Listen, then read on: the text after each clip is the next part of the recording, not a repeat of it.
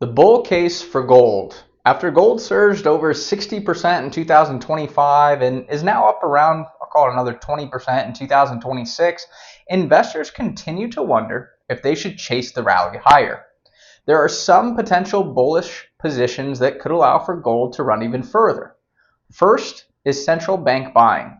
At the end of 2025, it is expected that gold accounted for 25% of central bank reserves, which compared to just 10% in 2017. This comes as countries like China have shifted focus away from US dollars and more towards the shiny metal.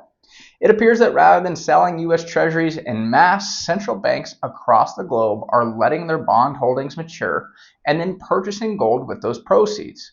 For comparison purposes, the US dollar now accounts for about 57% of central bank reserves versus 64% back in 2017. As Beijing reprioritizes making the yuan a global reserve currency, which, as a side note, I don't think is likely, they are reportedly telling state-owned banks to pivot more away from US treasuries towards gold. The second point that could push gold higher is geopolitical risks that include continued problems with Iran, Russia and Ukraine, and trade tensions. Finally, some hedge fund managers like Ray Dalio have expressed a belief that individuals should hold a portion of their assets in gold, with Dalio recommending a 5 to 15% allocation. According to JP Morgan, an increase from the current allocation of 3% to 3.5% would push gold prices to $6,000.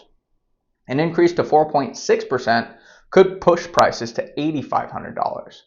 Ultimately, this all sounds nice, but my concern again is that this is just a piece of metal that is only really worth what the next person is willing to pay for it.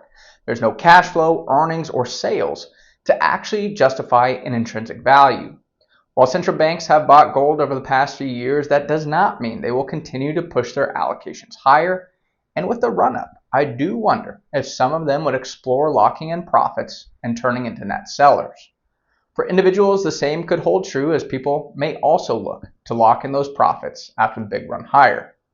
Many people view gold as a safe asset, but don't forget there can be massive declines as well. In fact, from 1980 to 1982, gold fell about 57%. From 2011 to 2015, fell about 45%. And during the financial crisis in 2008, gold fell 25%. Ultimately, just because an asset has performed well in recent years does not mean that it will continue. Personally, I don't hold any gold, and I would recommend being cautious after such a large increase. I'm Chase Wilsey with Wilsey Asset Management. If you like these videos, be sure to give it a like or comment, and feel free to check out our other YouTube videos and weekly newsletter for the latest economic news, expert analysis, and market insights.